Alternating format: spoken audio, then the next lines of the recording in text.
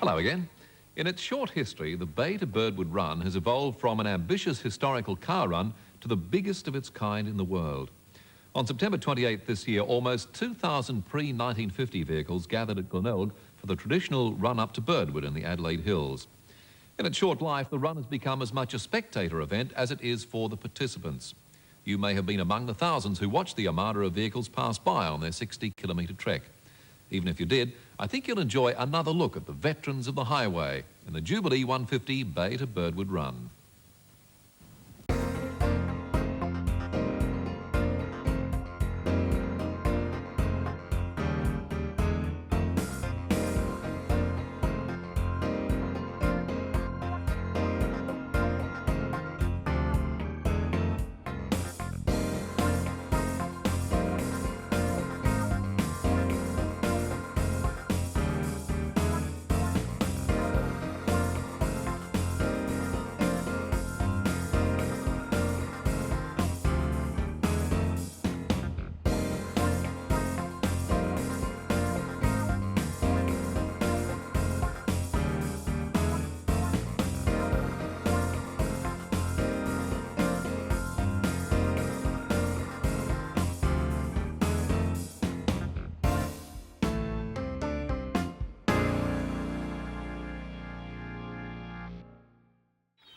On the Patawalunga at Glenelg stands a monument to the history of South Australia, a replica of the HMS Buffalo.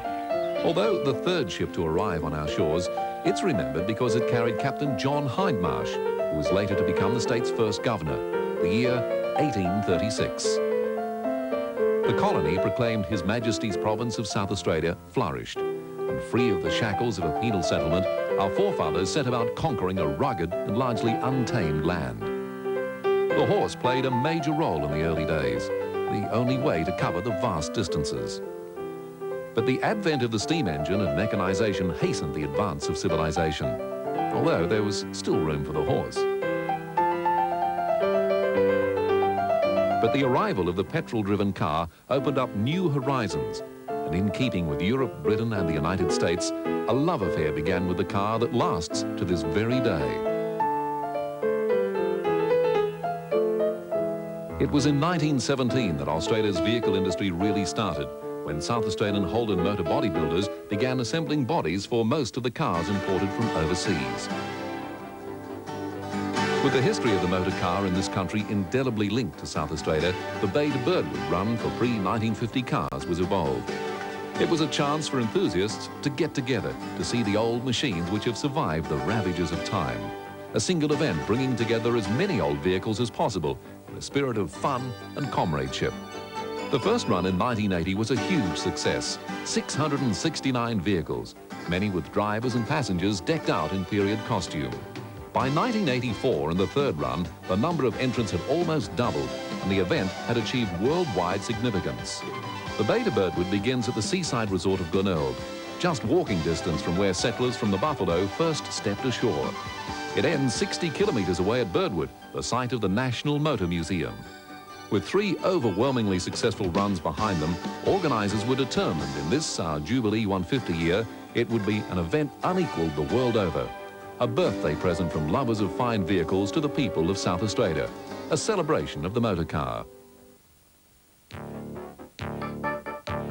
But what does it take to get to the starting line? A love of history in the motor car is one thing, but there's so much more. The skills of a craftsman, an eye for detail, time and money, and then more time and more money.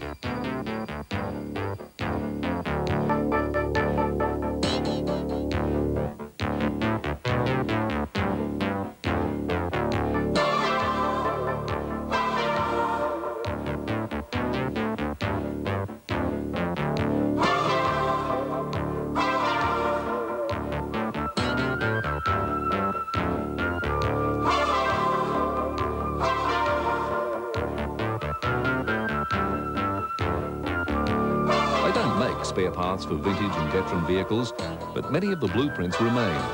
If not, there are company files, documents, specifications. And then the painstaking hours of duplicating the original. Near enough is never good enough.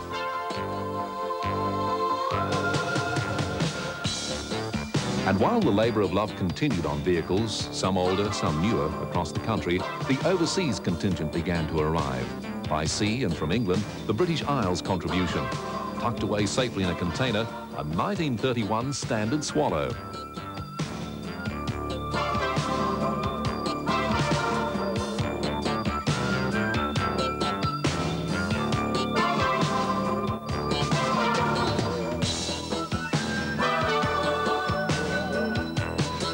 And although the resemblance may be slight, the beautifully restored car is remembered as being the forerunner to the Jaguar. Today, as then, the marque has plenty of admirers. But the Swallow, and in fact all cars, owe their existence to Carl Benz and Gottlieb Daimler. Ironically, the two men never met, but working in Germany just 100 kilometres apart, they developed and publicly tested vehicles that, without doubt, were the forerunners to the automobile as we know it today. And so the arrival of the Lufthansa Jumbo at Adelaide Airport with its precious cargo was waited with eager anticipation. On board, a totally faithful replica of the world's first true motor car, painstakingly built by Mercedes-Benz apprentices. It had been exactly 100 years since the original made its first public appearance. This arrival could have been hardly less exciting. That original patent motor car is now kept under constant guard in the German Science Museum in Munich.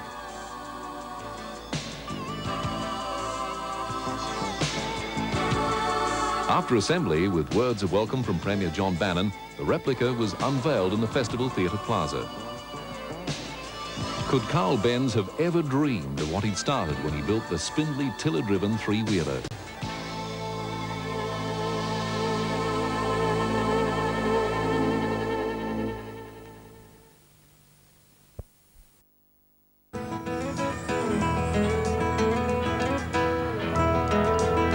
Dawn breaks over Glenelg on a beautiful spring morning. The South Australian Jubilee 150 Bay to Birdwood Run is just hours away. Since before daybreak, cars of every shape, size and vintage have been pouring in. By starting time, a record of almost 2,000 vehicles will be ready for the 60-kilometre trek to Birdwood. The deck of the Buffalo is a perfect spot to view the ever-increasing motorcade. And as the cars kept streaming in, the early birds were settling in for a hearty breakfast. How's breakfast this morning? Very nice, lovely. Is this your first bay to Birdwood? No, it's a couple. You've done a few. Yeah. And what's your car that you're driving up? A Riley, What year?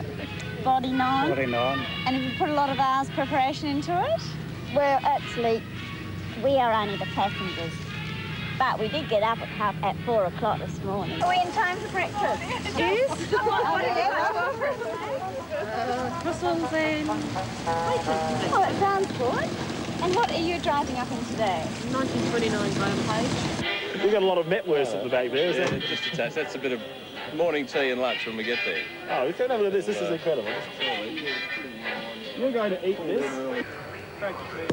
Well, how's breakfast? Do you always start with champagne? It's the only way to start the morning. Most days. Have you had time for eggs and bacon yet? or We're on the not? second course. We're second round now. Oh, I see. What was first course? Eggs and bacon? Eggs and bacon. It's funny about that. Wait, is it your first bay to Birdwood? No, I've been on every one since Have you? the start. And they good fun? A lot of fun.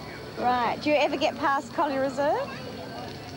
This year could be different, but in the past we've got there. And it wasn't only the drivers and passengers working up a good head of steam. What can you tell us about the Stanley Steamer, Colin? Oh, it's a bit of a handful, I'd say. They're not what they say in the magazines and books about them, but a lot of fun. Keeps you out of mischief driving it. It's Caro-fired. One good thing about that, had gears as such, no clutch, so you just got to get in and open the valves up when they're running on. Very, very good. What sort of speed would you get out of it? We've had it up to 85 k's. You'd probably get 90 out of it on the flat. But I don't know about today how we'll go up the hill. I think we brought the wrong one over. We should have brought a lightweight one. We've got some other smaller ones. But... Oh, this is only one of a collection. Oh, yes, we've got 8 altogether. 5 Stanleys and another 3. Part of home to court's collection of cars got over in the west. We're building a museum very shortly for them. I hope it comes off. But otherwise, they're a lot of fun, but keep you out of mischief. We've had a few broken pipes already this morning, bits and pieces. I saw you doing a bit of work over there before. Nothing serious? Oh, no, I think we'll make the grade. I'll get up there. I'm looking forward to it very much, actually.